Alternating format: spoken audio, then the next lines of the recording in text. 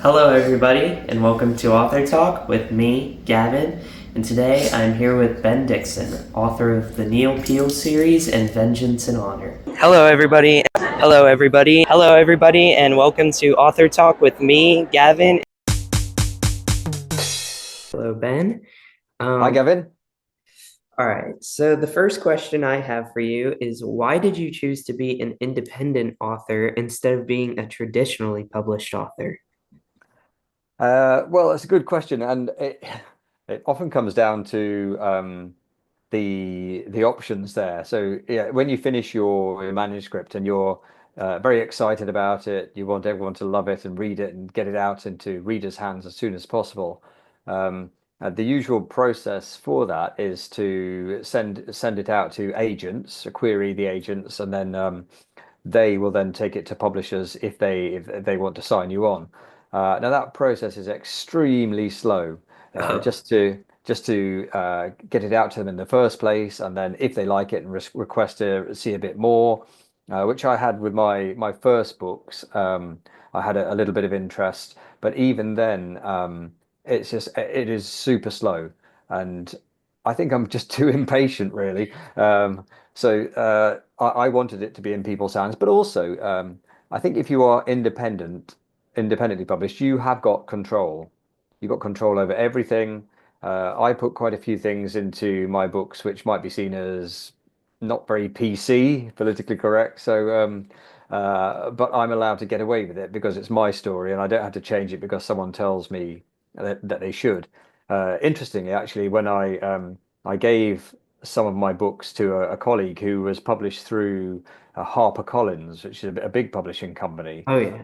and he passed them over to his agent who worked with them, and the person at HarperCollins said that she'd given the books to her children and they had absolutely loved them, but that they wouldn't dare to publish them themselves because it wasn't what was seen as necessarily acceptable. So I gave the people what Oh, they wanted, but not what the publishers say they ought to want. But at least it's true to what I wanted to do, and that's the way it should be. yeah, having that control obviously makes your story better.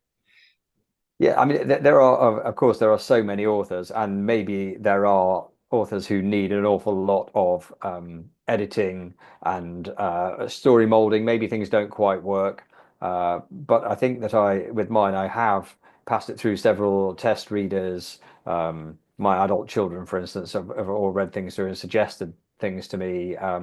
So I know that things do work chronologically, and that there aren't any areas where hang on, that can't work because beforehand you said something else, which obviously an editor or publisher agent would do for you. I have read this book, Vengeance and Honor, but I have not read the Neil Peel series. So could you tell us a bit about the themes of the Neil Peel series? Yeah, sure. The guy you can see, oh, my fingers disappeared, but on the far side there, that's Neil.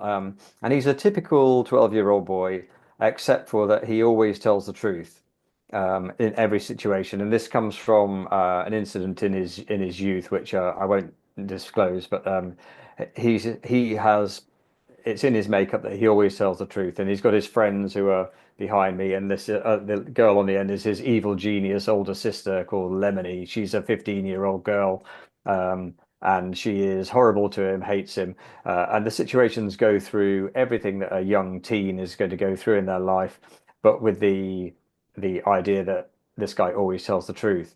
And I wanted to write something humorous because I think if you ask young teens what kind of things they would like to watch as a film, they'll probably choose comedy films. Oh, for But when it sure. comes, yeah, but when it comes to books, there aren't any books really available.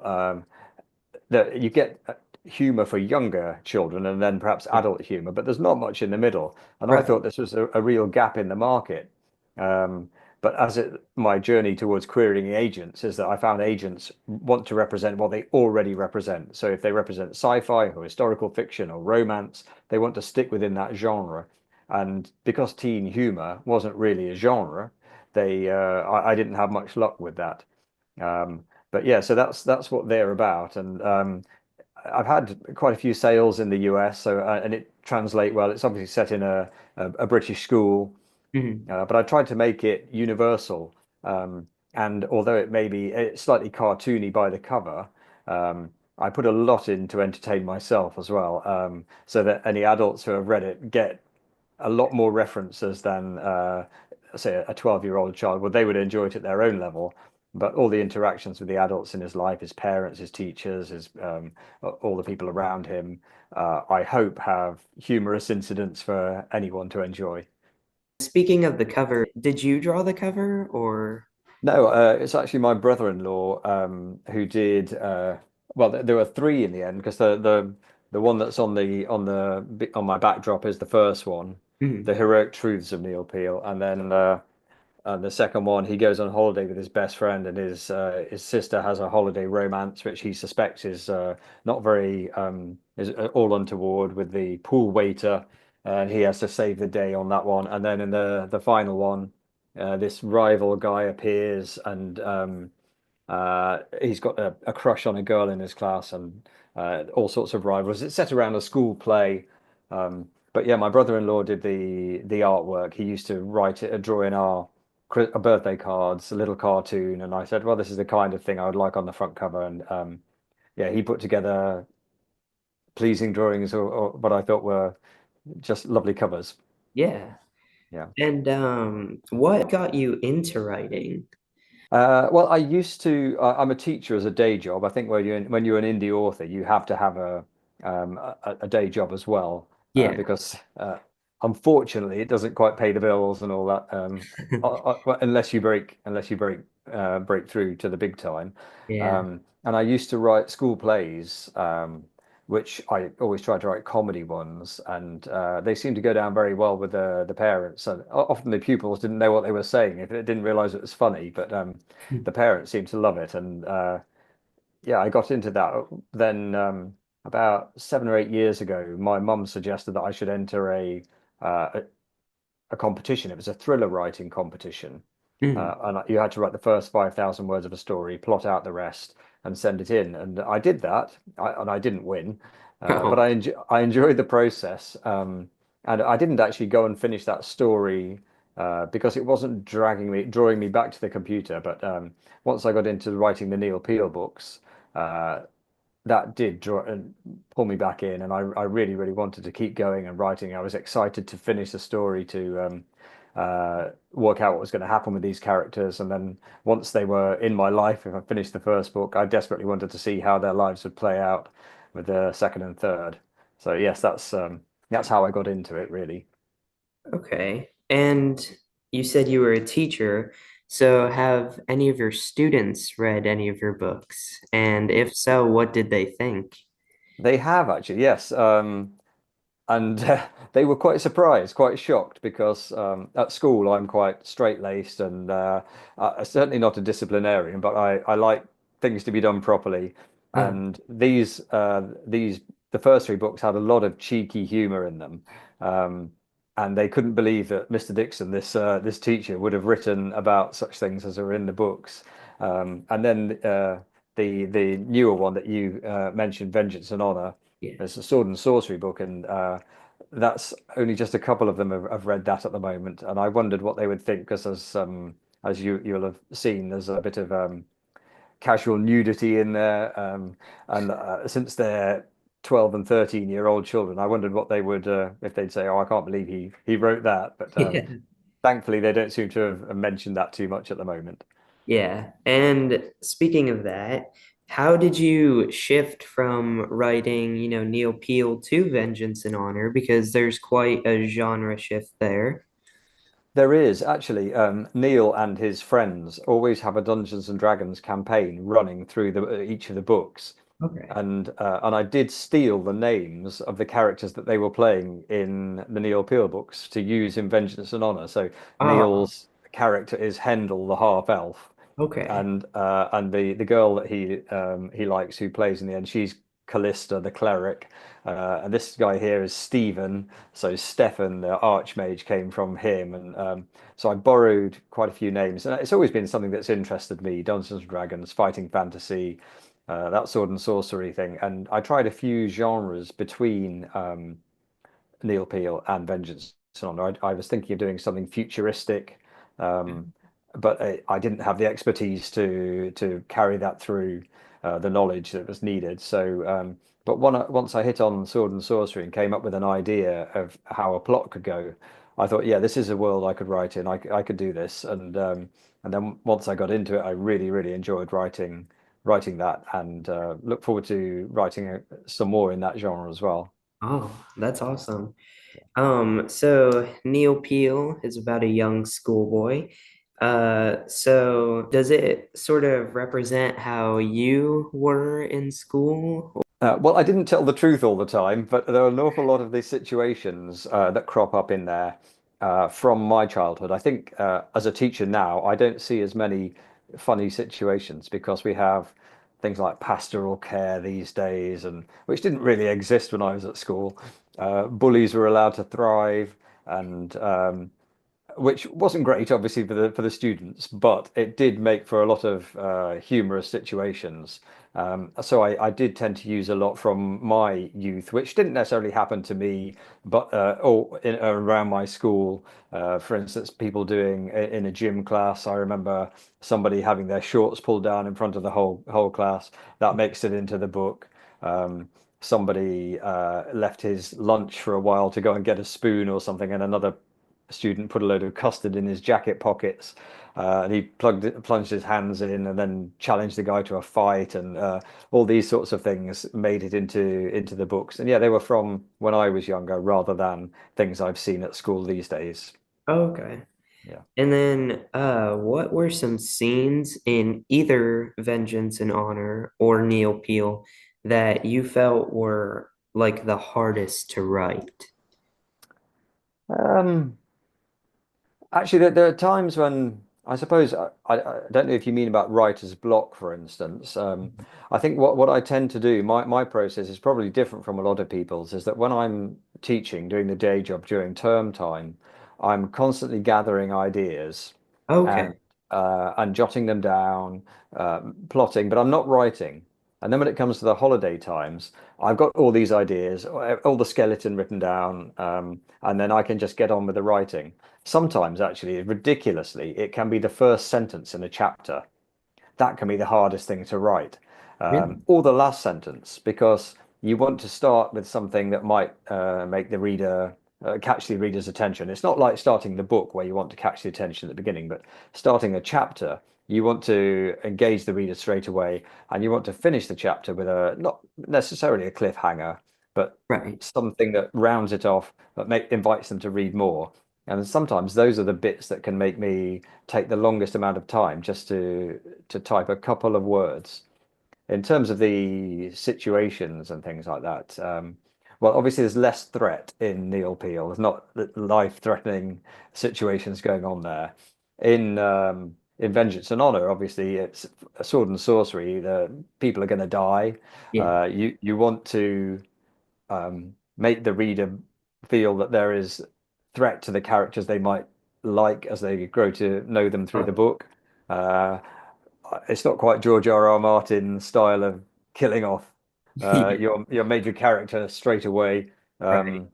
Um, but yeah, so I think that's quite difficult, is to make it have enough of a level of threat, but yeah, not make it so, oh yeah, of course they're going to survive all the time. They're the main characters. They can't possibly have anything bad happen to them. Um, so yeah, those things are quite, or those ideas are quite hard to get right. What message did you hope that readers took away from Neil Peel? Well, that's interesting actually, because when you do approach agents, and I think the way bookshops and publishers work is that there should be a message. Oh, that this is right, that's wrong.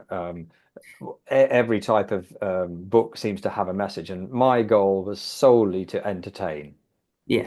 I just wanted it might be a bit old-fashioned. I just wanted the reader to smile all the way through while they're reading it.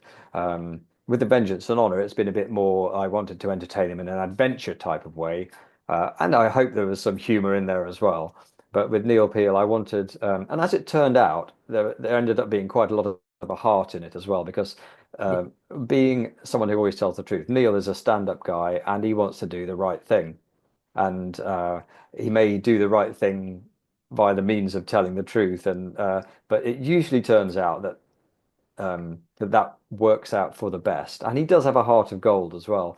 And I said the relationship between him and his sister is very much love and hate, or more hate and hate from her side. But he always wants to do the right thing by her anyway. And people have commented that that's been a really sweet relationship uh, to read. And I know some people have said they'd had a tear in their eye while reading bits of certainly the relationship between the brother and sister. Mhm. How long did it take to write Vengeance and Honor compared to the Neil Peel series? Because you obviously along the way gained some experience. Yes, well, I think the Vengeance and Honor, I remember we wrote down, my wife and my daughter and I, we wrote down some New Year's resolutions. And the one for January the 1st, 2024, I wrote, start a new book, perhaps in a new genre. Oh, And I published it on, I think it was December the 23rd or something. So obviously I started getting the ideas and completed it within 12 months. I oh, think the Neil Peel books tended to take about 10 months each. Um, and the first one I think it took a bit longer to gather the ideas because I had to create all the characters. And I was worried at first about having a large cast of characters because I knew I could control a couple of them. But as I started to write it, it expanded. There were grandparents, uncles, cousins, and all these friends at school, the bullies, and how to give in everyone enough page time, not screen time, but page time, and yeah. to keep it all relatively about Neil. And there were some favorite characters in the first book. Who there's a religious Auntie Sue. He's got this auntie who's hyper religious, and she was very popular. So I had to bring her back in the second and third books as well. And a demonic little cousin who's not actually the religious auntie's son; it's somebody else. Oh, And he is absolutely horrible, and he also had to come back in the other two as well. Um, so yeah, probably just about under a year, I would say, from conception to completion.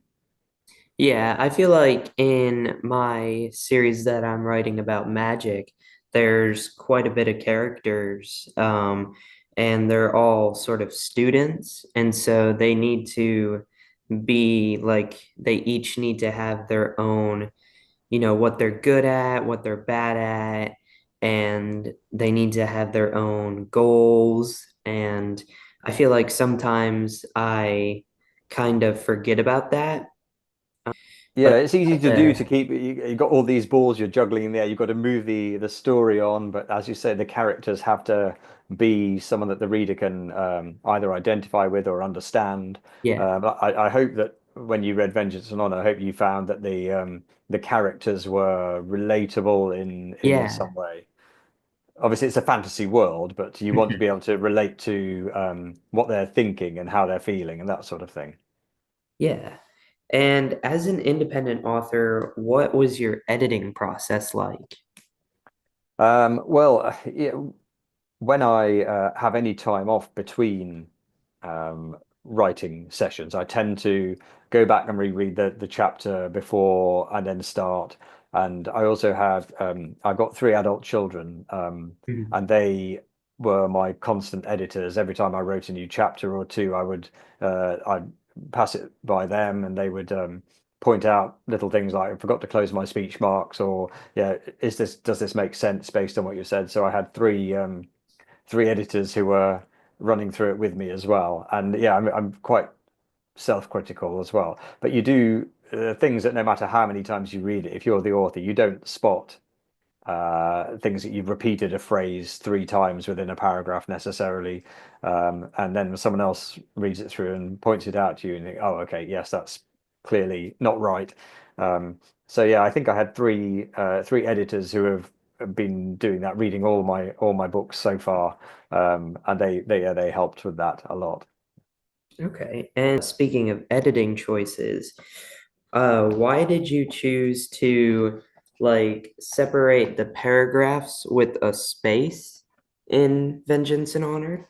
Well, that's there is this book is published through Amazon KDP. Mm. Uh, and the advantage of that is it costs absolutely nothing, and it Oh. goes to Amazon all around the world, so it's available everywhere. And you have to KDP stands for Kindle Direct Publishing, so it goes Mm. onto Kindle and then onto paperback if you want, hardback if you want. Um, but they have their own template for how you have to upload the manuscript once you've finished, Oh, and that's their choice rather than my choice. I typed it just putting uh, press return at the end of each paragraph, and it adds a space in there. So yeah, the formatting isn't really my choice; it was theirs. okay. And is that something that that you enjoy about it, or does it frustrate you? Well, I think the first time I published through Amazon, which is my second Neil Peel book, it took a long time. Mm. I wanted to make sure I get it all right and indenting here and there, and it was a bit of a pain. But now that I've done it, this is Vengeance and Honor was my third time, Mm. and I did find actually it was not too bad now. I understand what I'm doing, and yeah, once you get used to their system, it is quite straightforward. Okay. And then what was your path to publication like? Well, with yeah, the that's actually one thing that so with the first book. Um, I didn't have the patience to wait for a traditional publisher, but I don't know if you've heard of them. There are companies called hybrid publishers. No, I don't Uh, think I have. no, they're sometimes known as vanity publishers. Okay. And when you're a beginner author, you don't necessarily know about these, but they usually pop up at the top of internet searches for publishers saying we're accepting submissions. And the thing is, they do accept your submission, but you have to pay. Oh, And so for a couple of £1,000 or dollars, then they will provide you a cover. They will edit it for you, proofread and edit. Um, and then they promise to market it. That part is a bit that they don't do at all. Um, oh, and they did provide me a cover, but it was about of a small boy going down a slide in a play park, and it looked like it was aimed at 5-year-old children, which this book definitely wasn't. yeah. Um, and yeah, being naive and a first-time author, I'm afraid I did go with one of those and paid a little bit of money up front. And yes, I have found that whole process very frustrating.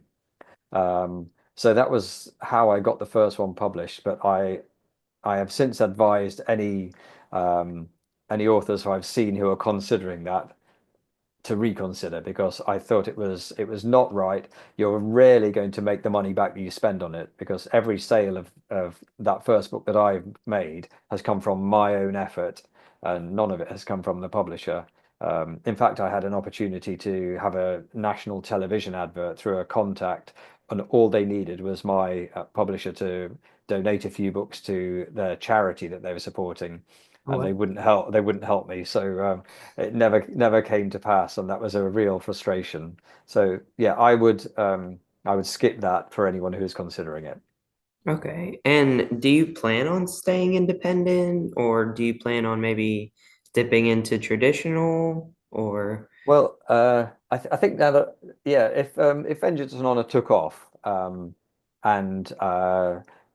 somebody came to me and said, yes, we want to make a series of this film a series of it, uh, and it suddenly took off.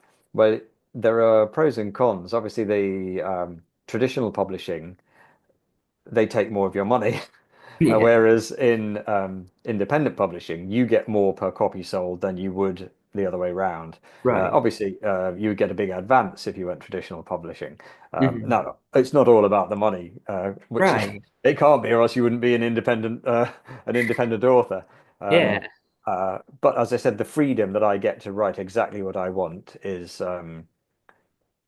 and also the fact that life's a little bit too short. I'm in my 50s now. I'm not as young as you, where you could take your time to take advice and maybe take a few years till till you get the book out there. Yeah. I'm quite happy with the way the process works, and that there are readers who are willing to take a chance on them. I think there's obviously a stigma attached to independent authors Yeah. because anybody can do it, and it could be a load of rubbish. Um, and often it is. And I would say I'm very grateful to people who do give it a chance. And there's always a free sample on Amazon.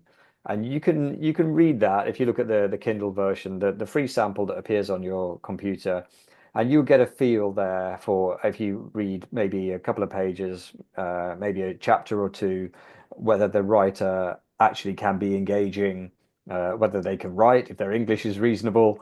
Um, and yeah, you'll make a decision based on that. And I've done that. I've just, in fact, had one come through today that I ordered from a fellow indie author. And yeah, you can tell you make acquaintances on Instagram or wherever it is, Yeah. and you might like the person, but then when it comes to actually reading their material, you think, okay, but it's not very good. Um, Yeah. but I think I've taken a chance on ones where I've read a bit and I know, okay, this is decent, and I hope that some people would give indie authors a chance by doing that and seeing if it appeals.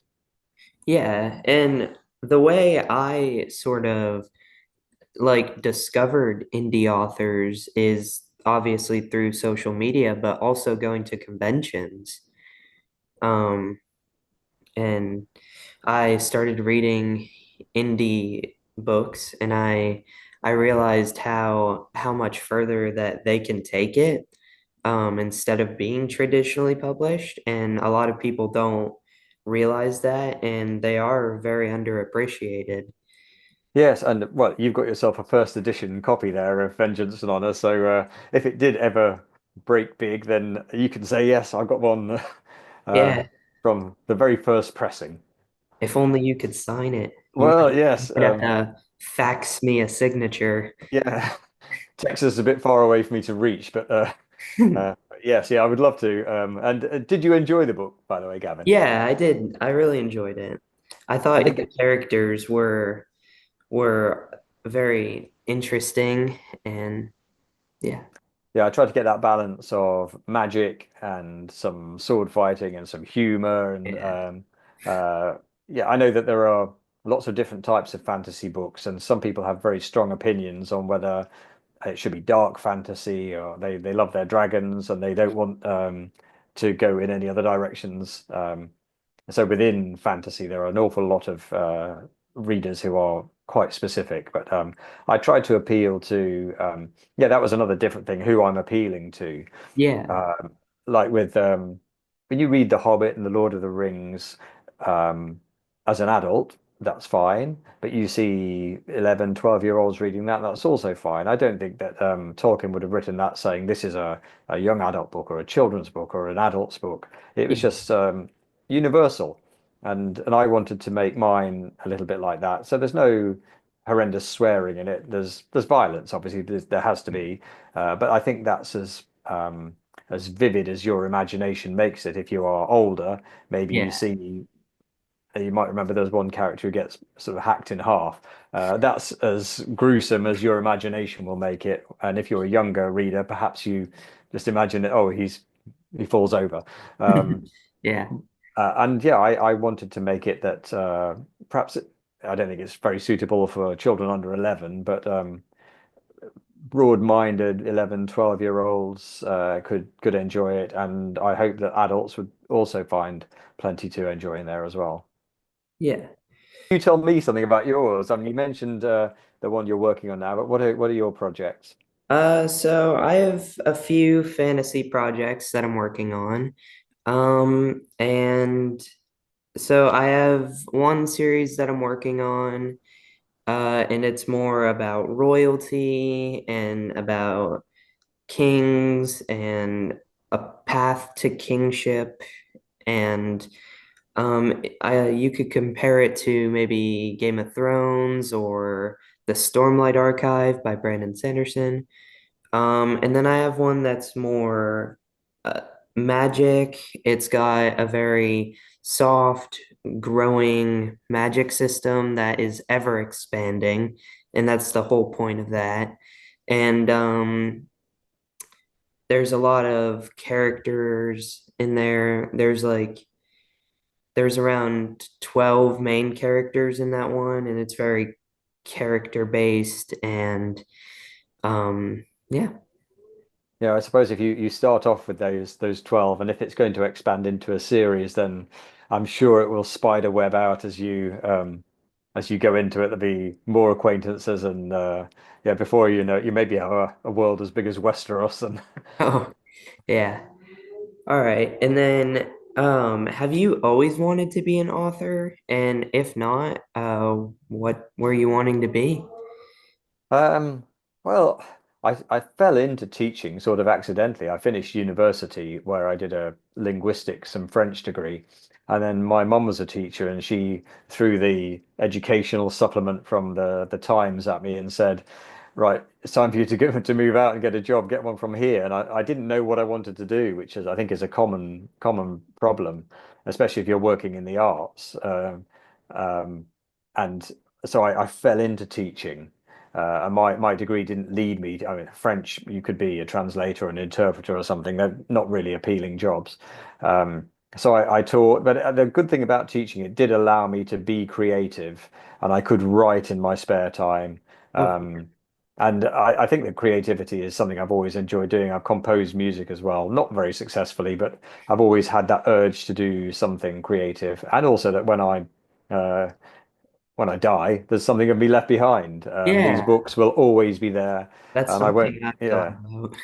yeah, I won't just have done a banker's job or something, and then I'll what's there to remember after you've gone? I don't know. But Exactly. uh, And then who are some authors that influence your writing style? the style. My favorite authors are Stephen King. I do love George R. R. Martin, and not just the Game of Thrones books. His Fever Dream and Tough Voyaging, a sci-fi and a vampire novel that he wrote, I think are wonderful books. I Yeah. love Shadow of the Wind. Carlos Ruiz Zafón is one of my favorite books of all time, and that's written so poetically. And the lady who did the translation did a fantastic job translating the Spanish into English. So lyrically beautiful to read. I can't, I'm afraid, pretend that mine is as profound as that, my work. But I love John Hart, Greg Hurwitz's action books, actually. Greg Hurwitz, who's written the Orphan X series about an ex-mercenary who uses his training and skills to help people in need. And I hope I maybe try and take a little bit of his style when it comes to action scenes. Um, or I'd like to. I don't think I'm anywhere near as good as him at writing action scenes, but I know he does a brilliant job with those. Um, yeah, and I suppose I read a lot of thrillers as well. Harlan Coben's early work, uh, and yeah, maybe there was a twist or two in the end of Vengeance and Honor that uh, I can't reveal, obviously, spoilers, but Yeah. yeah, Stephen King, I try and read almost everything he writes. I like the way he develops characters, Oh and yeah. it's just a really comfortable read when you're in his world. And even the short stories I've just finished, You Like It Darker, and Oh, which is a collection of short stories, and every one he builds up a person that you could identify, recognize, and yeah, he's a big influence. yeah. One of my favorite stories by him is The Body Yeah, that got yeah. turned into the movie Stand By Stand Me. by me. Yeah, I yeah. love that movie. All right. And then final question. Do you have a favorite quote from any of your books that stands out to you? Oh, well, actually, on the back of the first three books, I think I tended to start with a quote on each one of them. On the back of this one, it says, "Neil, if you ever the village that Neil Peel lives in is called Lower Piercing." Mhm. And his sister says, "Neil, if you ever leave Lower Piercing, then we'll have to advertise for a new village idiot. And I doubt anyone could do that job as well as you." Um, I think, yeah, lots of what Lemony says is the memorable stuff, and a few little puns and things here and there as well. Ooh, I don't know whether there was a particular quote in here. I did enjoy, although again it wasn't particularly correct. I don't know if you remember when Stefan, who is the younger archmage, meets Belgrim the dwarf, and he gets very confused as to what a cheesemonger is. And Yeah. there are a few quotes in and among there which where his confusion. It's usually where there's confusion involved, and a fairly innocent confusion. Um, but there's quite a lot of scope for humor in there. All right. Yeah. It was a pleasure speaking with you, and Likewise, yeah. I would love to do another interview if you have some more books coming out. I'd love to interview about those. But Yeah, yeah, well, you probably saw at the end of Vengeance and Honor, it leads on to what is going to happen next. So yeah. I'm formulating the ideas now, and we'll probably set finger to typewriter when the Easter holidays arrive and try and get on to the further adventures of these characters. So yeah, why not? I look forward to following your further interviews that you're going to do. Pleasure to meet you, Gavin. It was a pleasure to meet you. Thank you for watching the video. If you enjoyed, make sure to like and subscribe. I'll put Ben Dixon's social media right here. And if you would like to read his books, they will be listed in the description below, and you can go buy them there. Thank you.